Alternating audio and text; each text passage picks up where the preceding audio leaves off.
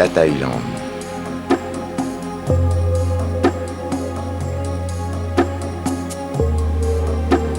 La Thaïlande a pour nom officiel Muang Thai, en langue locale ce qui veut dire le pays des hommes libres.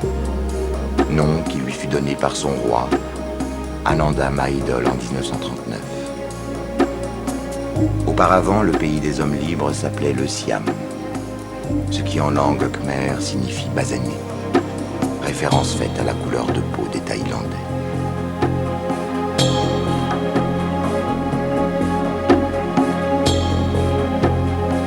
Sourire éternel, douceur de vivre, tolérance religieuse, ouverture d'esprit et dynamisme économique, contrée de la délicatesse, de la courtoisie et de la gentillesse innée.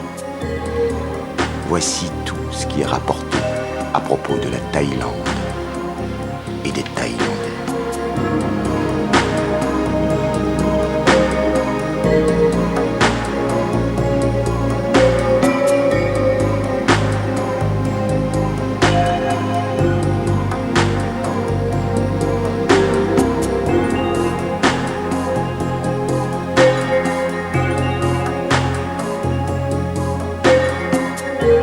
Mais, au cœur de nos rêves exotiques, la Thaïlande reste comme une porte étroite à la merci du moindre courant d'air. Trop aimé, mal aimé, la Thaïlande fascine. Comme dans le théâtre d'ombre au-delà de Bangkok, au-delà des rives du Mékong, au cœur des montagnes oubliées, un spectacle se joue, celui de la vraie nature de l'Asie, que nous vous invitons à découvrir.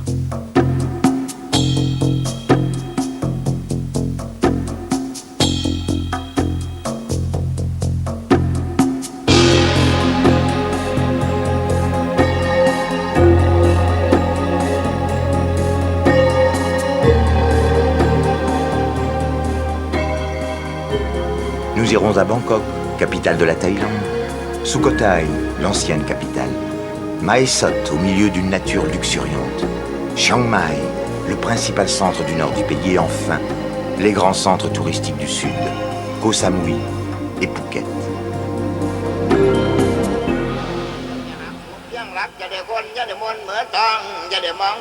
Partout en Thaïlande, sous le regard du Bouddha, les portes des temples sont grandes ouvertes.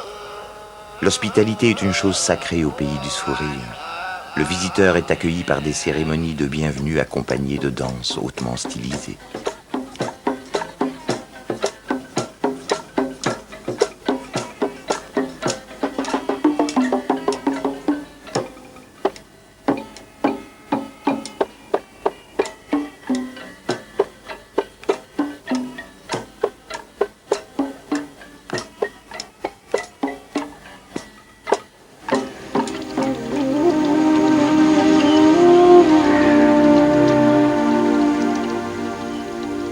Bangkok, la capitale, ne peut renier sa filiation chinoise.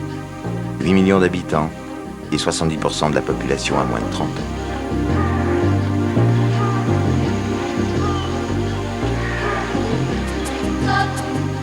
Bien avant que le premier gratte-ciel n'avance son ombre sur la flèche élancée d'un temple, bien avant que les cyclopousses ne deviennent des monstres polluants et intrépides, les taoïstes en avaient décidé ainsi.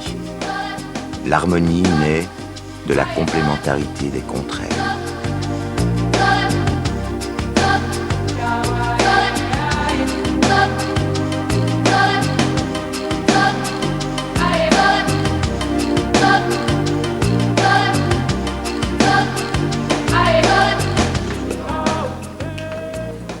La ville s'élève sur les bords du fleuve Chao Phraya et sur un réseau de canaux appelé Klong en langue thaï.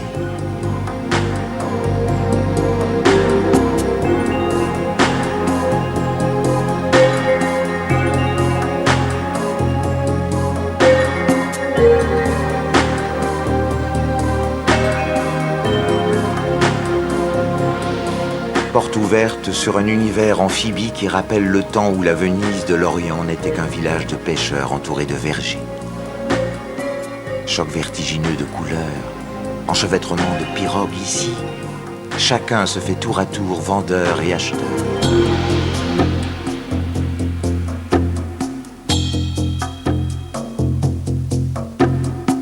Dans ce marché aux contours flottants, avec ses lumières et ses ombres, ses couleurs et ses senteurs, là, sont proposés des plats agrémentés d'épices et d'herbes qui en soulignent la fraîcheur et la légèreté.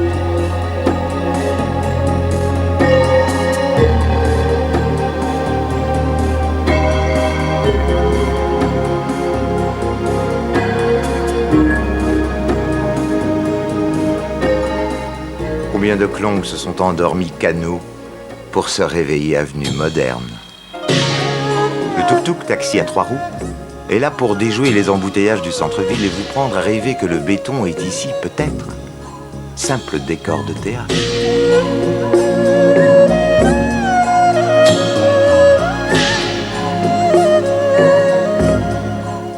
L'actuel Bangkok s'efforce de concilier la tradition avec les exigences d'une industrialisation très rapide.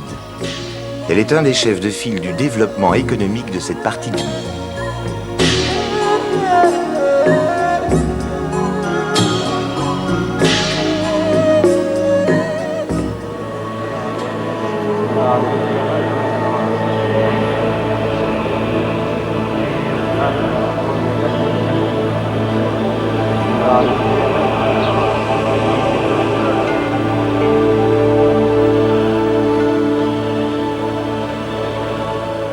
Chaque matin, les rayons de soleil font étinceler des millions de fragments d'assiettes et de bols en porcelaine incrustés dans l'édifice sacré du temple Wat Arun, ou temple de l'aurore, célébrant l'alliance du divin avec le profane.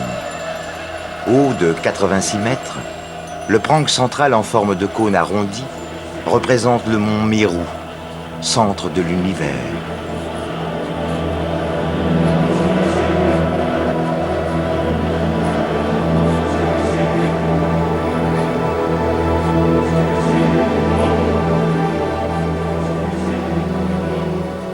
C'est dans le temple Wat Po que repose le Bouddha le plus grand de Thaïlande.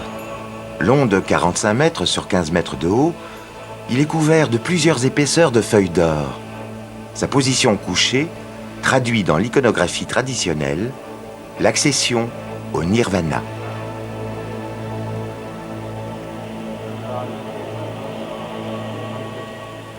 Discrètement, ces artisans de la prospérité de Bangkok, ces fils du ciel, confectionnent des fiches mobiles avec de savantes incrustations de nacre.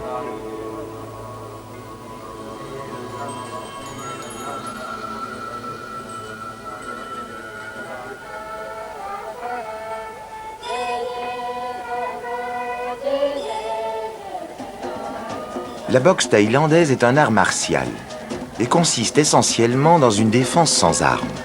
Pratique aussi courante que celle du combat à l'épée qui, en raison de son caractère spectaculaire, est souvent associée à des spectacles de danse.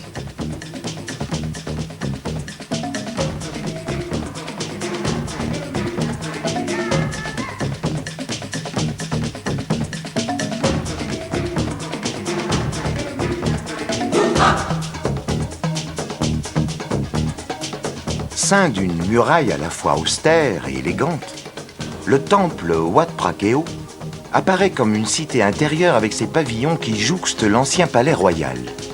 Grâce à lui, Bangkok a un centre. Sa gloire, il la doit à ce fameux Bouddha d'émeraude qui, à travers ses vicissitudes, est devenu le symbole de l'indépendance thaï.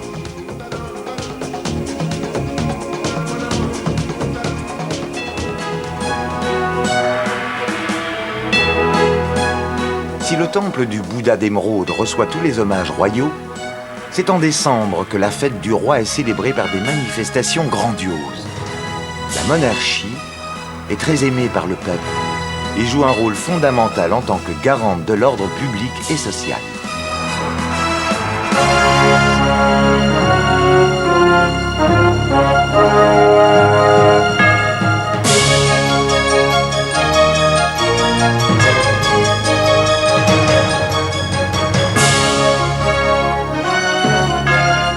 La nuit, à l'occasion de la fête du roi, Bangkok se transforme en un océan de lumière fantasmagorique, éclaté de feux d'artifice.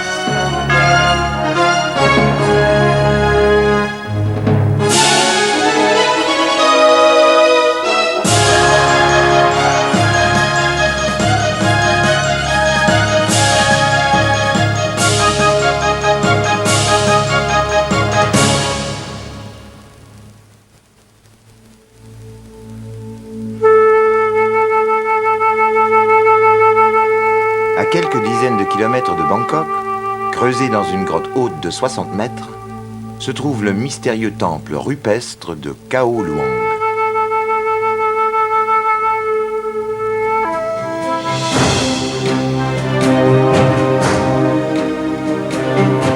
Pendant 4 siècles, la capitale du royaume a été Ayutthaya, à 80 km au nord de Bangkok. Ayutthaya a gardé l'atmosphère sombre et poignante des grands cataclysmes. Seuls les Bouddhas de pierre semblent avoir pardonné aux Birmans le sac de la splendide capitale en 1767. Il est vrai que trop de gloire dérange.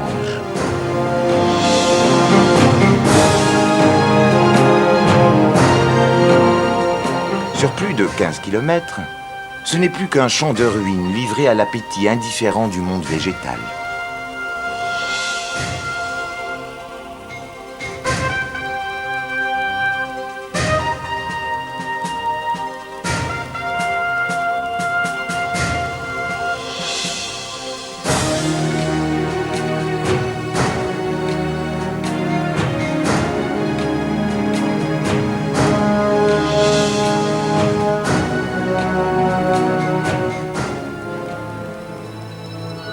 Aux portes de la capitale, on répète inlassablement les mêmes gestes. C'est la récolte du sel.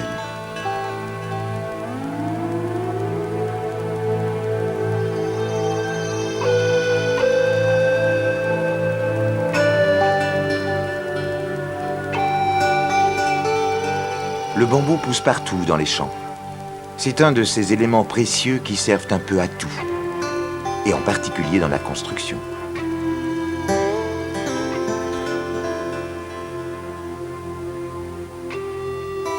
Un vol bref entre Bangkok et Phitsanulok nous permet d'atteindre Sukhothai, au nord du pays.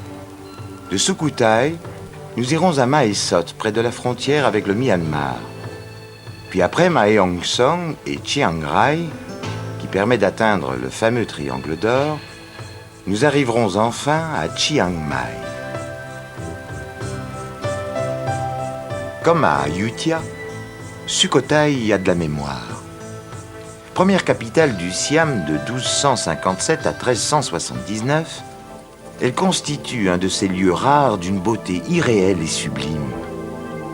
Là encore, l'ennemi héréditaire birman s'est chargé de cueillir cette fleur vénéneuse que devient le bonheur quand il s'enlise dans sa facilité.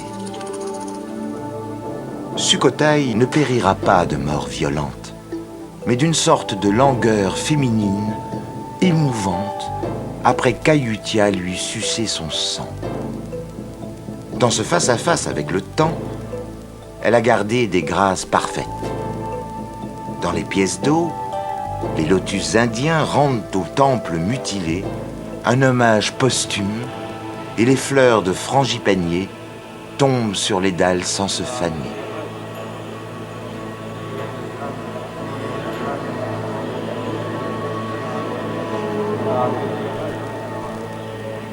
La magie de Sukhothai reste intacte.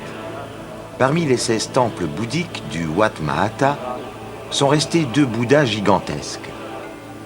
Derniers gardiens de la ville morte, les Bouddhas poursuivent une méditation obstinée dans leur immobilité définitive.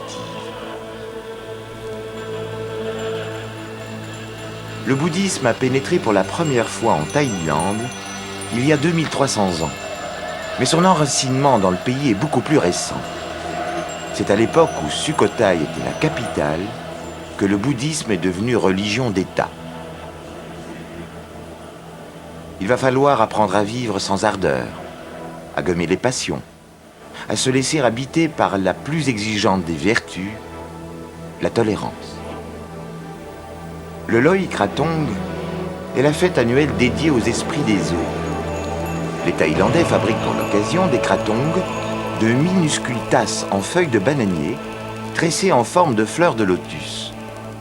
Ils déposent à l'intérieur un bâtonnet d'encens et une petite bougie, et les confient au courant du fleuve.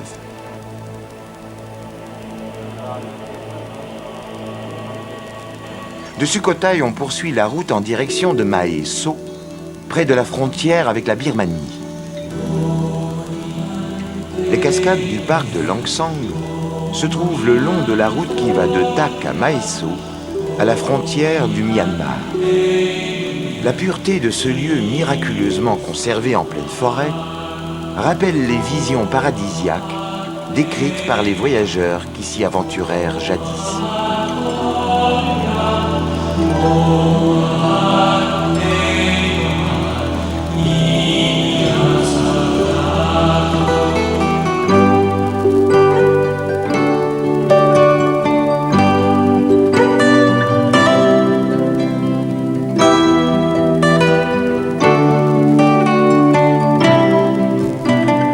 Un radeau de canne de bambou constitue une embarcation idéale pour affronter les courants du fleuve Pai.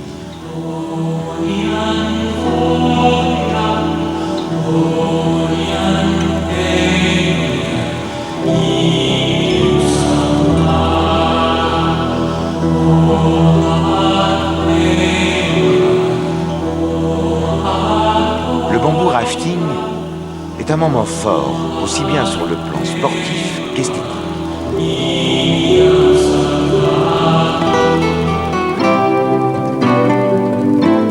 Aux alentours de Mae Hong Son s'étend une zone de collines prodigieusement fleurie.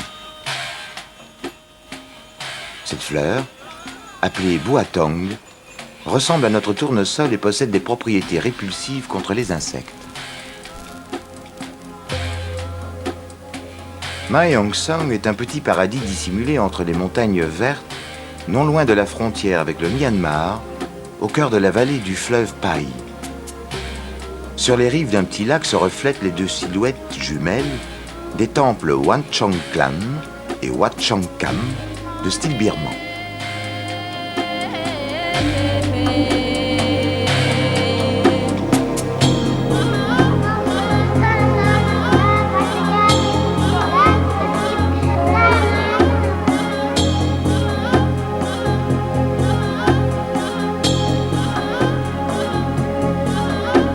Les Shan constituent une partie importante de la population locale. Leur art trouve sa plus haute expression dans les décorations raffinées des temples de Mae Hong Son. Dans le passé, ils pratiquaient la coupe du bois et son transport pour lequel ils utilisaient des éléphants.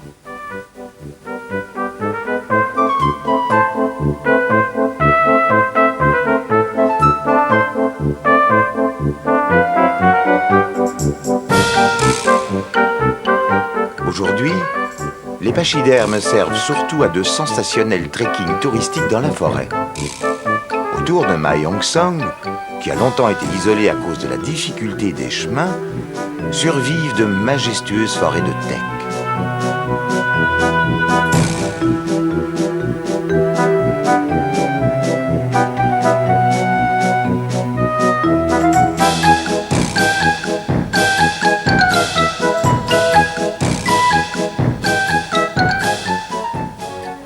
Ici, le rafting sur le fleuve Pai a un caractère décidément sportif dont l'intérêt est renforcé par la beauté de cette région, encore peu connue du grand tourisme.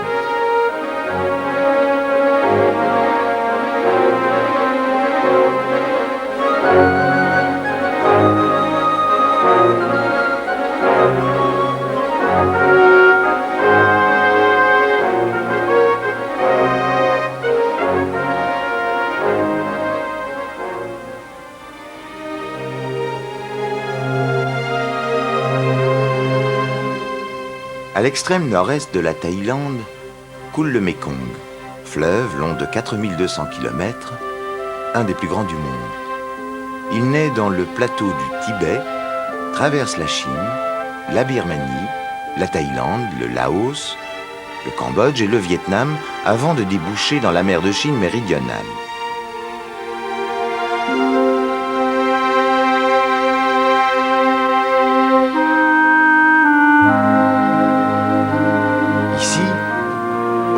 Du Mekong et du Kodj se trouve le fameux triangle d'or, nom inventé récemment par des journalistes pour traduire les merveilles de cette région isolée.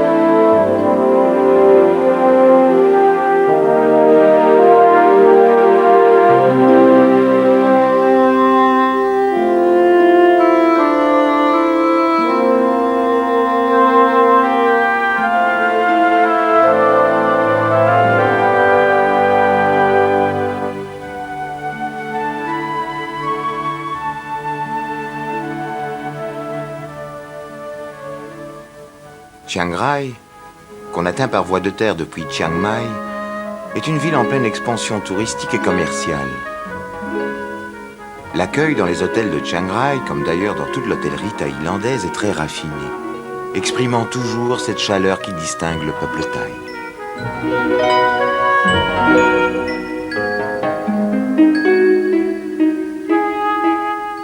Dans ces montagnes lointaines aux frontières du Myanmar et du Laos, vivent de nombreuses tribus ayant chacune sa culture et ses traditions.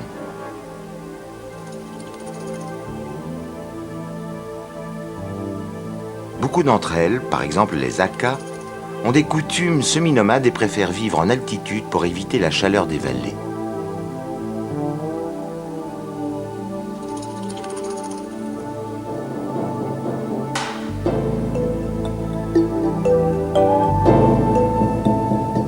Les Lissous, les Méos et les Karen sont, à l'instar des Akha, des habitants de ces montagnes abruptes.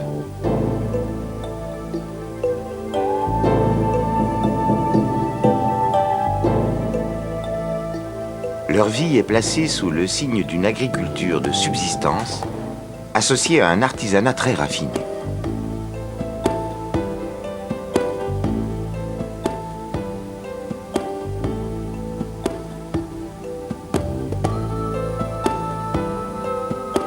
Des danses pittoresques accompagnent les fêtes populaires et religieuses de toutes ces tribus.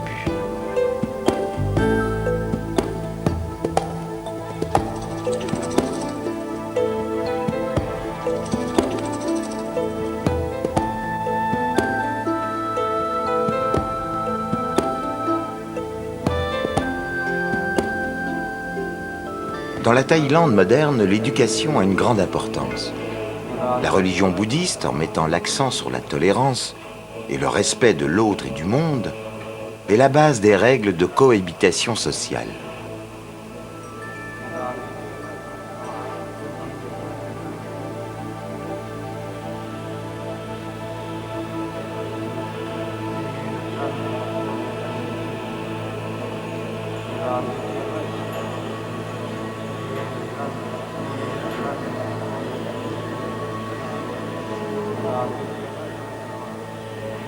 En raison de leur austérité et de la dimension morale de leur doctrine, les moines bouddhistes ont un grand prestige dans le pays. L'âge minimum pour prendre l'habit est de 13 ans. Après une période de noviciat qui dure plusieurs années, on choisit d'entrer dans les ordres ou bien de renoncer à la vie religieuse.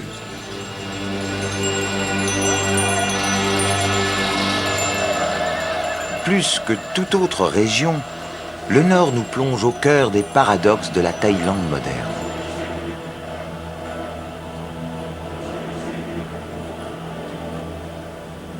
À Chiang Mai, l'éléphant est souvent représenté dans les temples bouddhistes et occupe une place importante dans la mythologie non seulement hindouiste, mais aussi bouddhiste.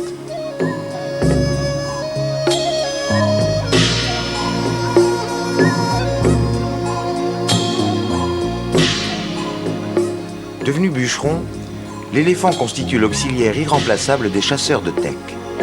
À Surin, centre nord-ouest de la Thaïlande, a lieu tous les ans un rassemblement d'éléphants qui rappelle l'entraînement des pachydermes aux travaux de la forêt.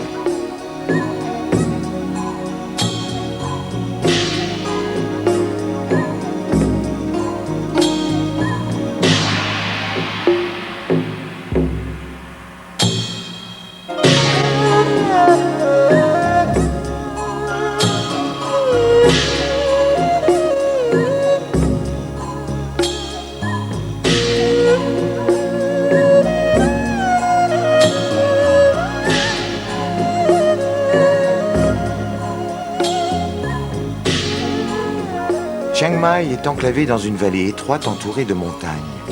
Célèbre pour ses temples les plus délicats, ses fêtes des plus souriantes qui ont lieu à toutes les époques de l'année dans une liesse populaire.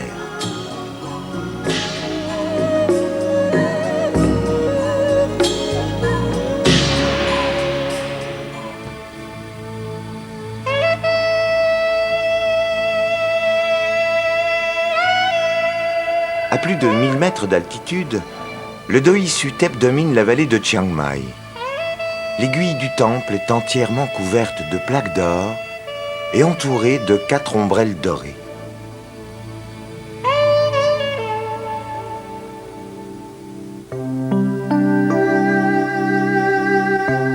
Le nord-est est la région agricole par excellence de la Thaïlande.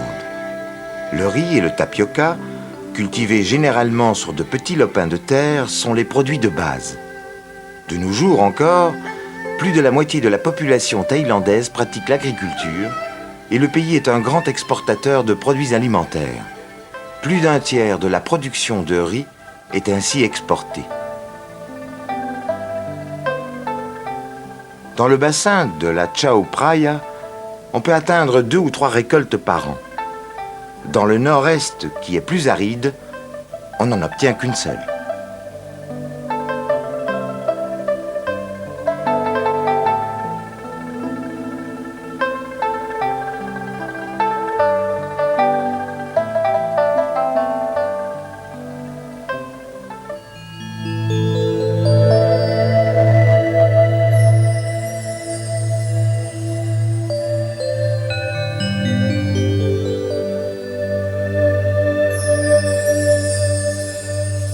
En raison de la proximité du Mékong et de la présence de quelques grands lacs, les populations locales se consacrent à la pêche, mais toujours selon des méthodes traditionnelles.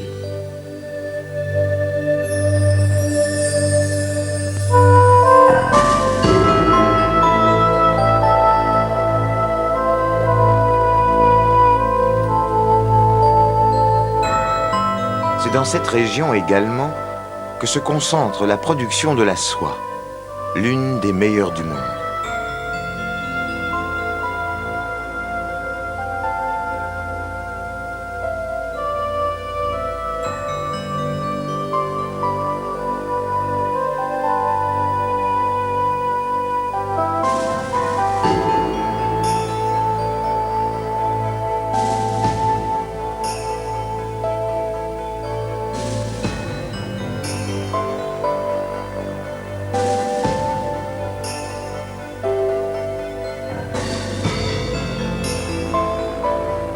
Les moines bouddhistes mendient quotidiennement leur nourriture, parce qu'il n'y aurait pas permis de posséder des biens d'aucune sorte, ni d'argent bien sûr.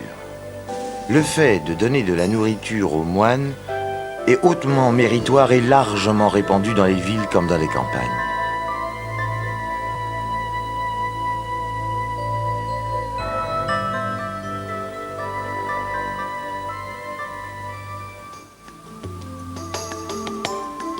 Le parc national Phukrahong abrite une montagne haute de 1200 mètres en forme de cloche, dont le sommet est un petit plateau.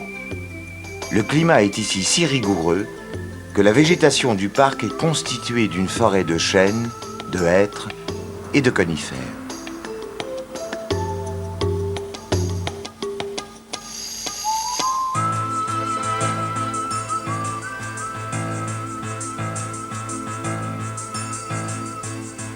De Bangkok, on s'envole vers Suratani, au sud du pays, qui est une base de départ idéale pour visiter l'isthme de Kra. Un service d'autobus relie l'aéroport au ferry de l'île de Koh Samui dans le golfe de Thaïlande. De l'autre côté de l'isthme s'étend la mer d'Ardaman qui baigne notamment la superbe station balnéaire de Krabi.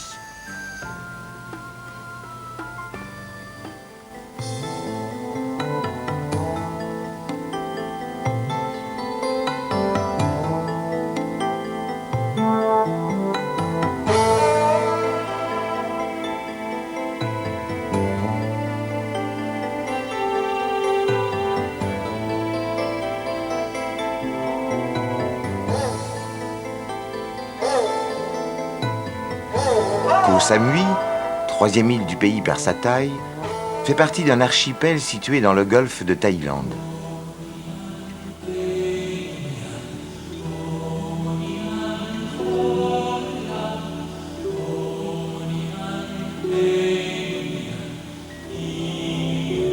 Le long de plages de sable très fins, longées de palmiers, surgissent de luxueux hôtels harmonieusement intégrés dans une nature splendide. Le jeu contraire de la mousson des deux côtés de l'isthme fait que la saison des pluies à Phuket coïncide avec la période d'ensoleillement maximum à Koh Samui.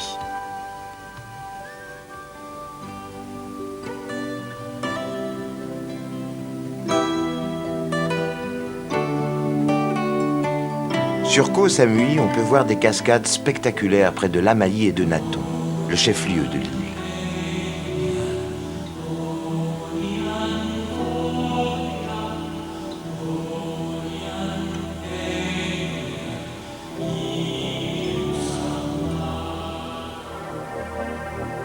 Avant le développement du tourisme, la principale ressource de l'île était la noix de coco. La cueillette des noix de coco est confiée à des singes dressés tout spécialement qui font preuve d'une dextérité infiniment supérieure à celle de l'homme. Les plus habiles peuvent en récolter jusqu'à 800 par jour.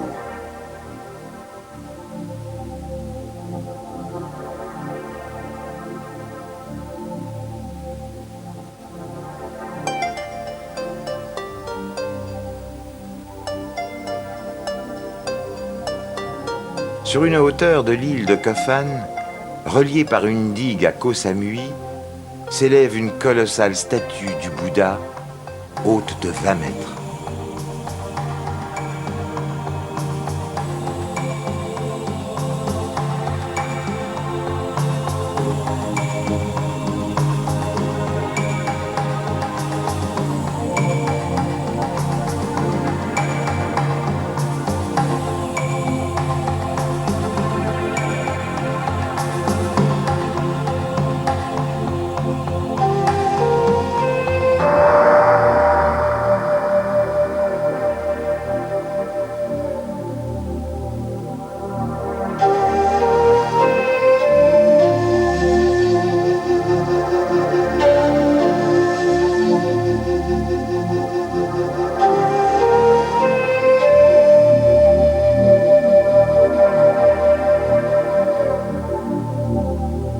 L'archipel Angtong, formé de 48 îles, est protégé en tant que parc national marin. On peut y effectuer de merveilleuses excursions en canoë, en prenant naturellement soin de respecter l'environnement.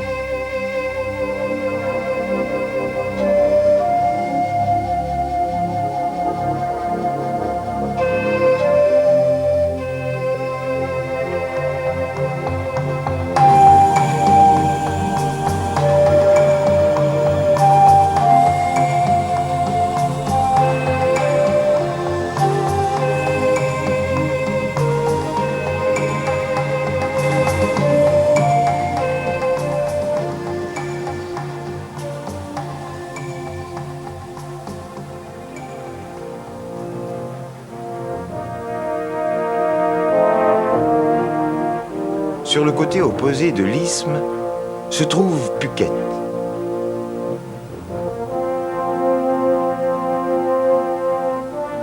Vaste île reliée à la terre ferme par un pont. Située dans la mer d'Andaman, Phuket est devenue une des principales attractions touristiques non seulement de la Thaïlande, mais de toute l'Asie.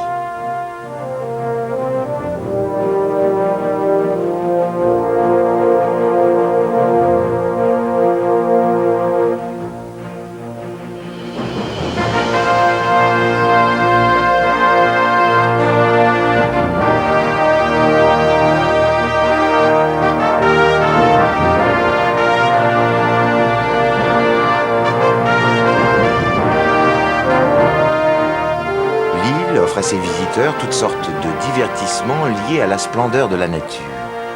Voile, windsurf, ski nautique, pêche au large et plongée sous-marine, dans des fonds d'une beauté inégalable.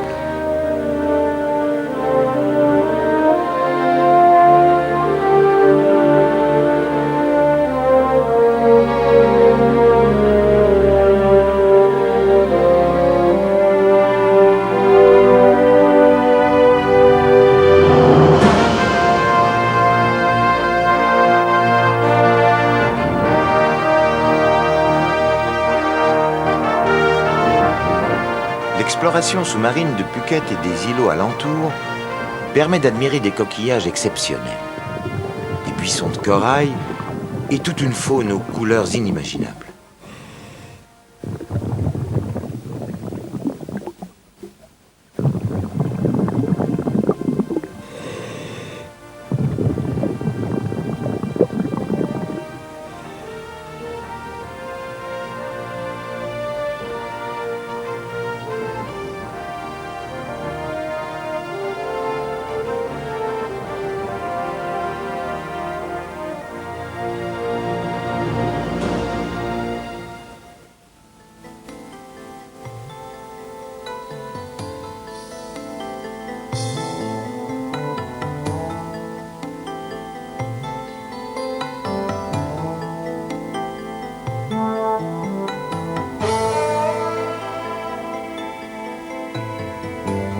Les îles Phi Phi, à 2 heures de bateau de Phuket, offrent aussi de longues plages blanches.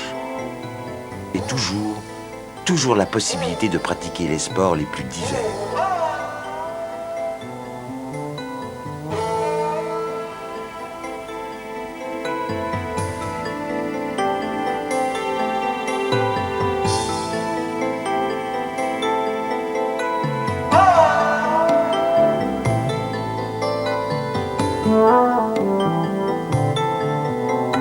Krabi, qui se trouve sur la terre ferme, près de Phuket, est la dernière découverte du tourisme thaïlandais.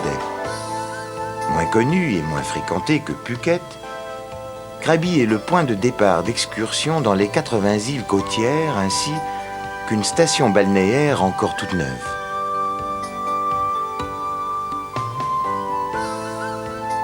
Et toujours sur chacune des îles, dans chaque vallée, nous serons accueillis par le sourire bienveillant du Bouddha et par celui désarmant des Thaïlandais.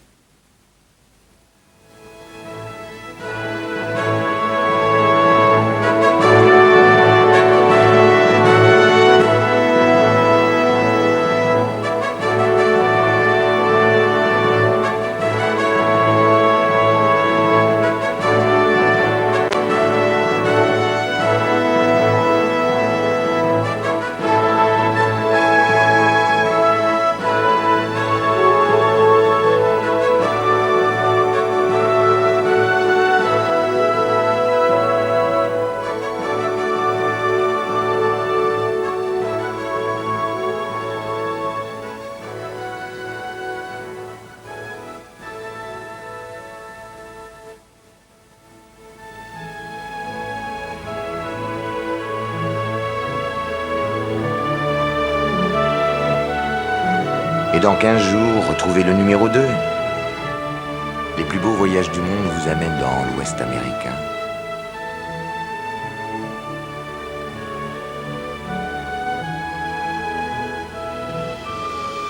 Le Grand Canyon, la Sierra Nevada, Las Vegas, eh oui.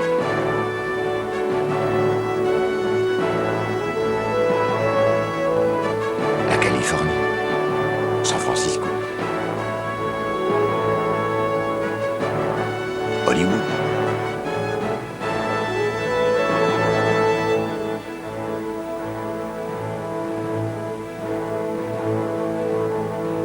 À bientôt.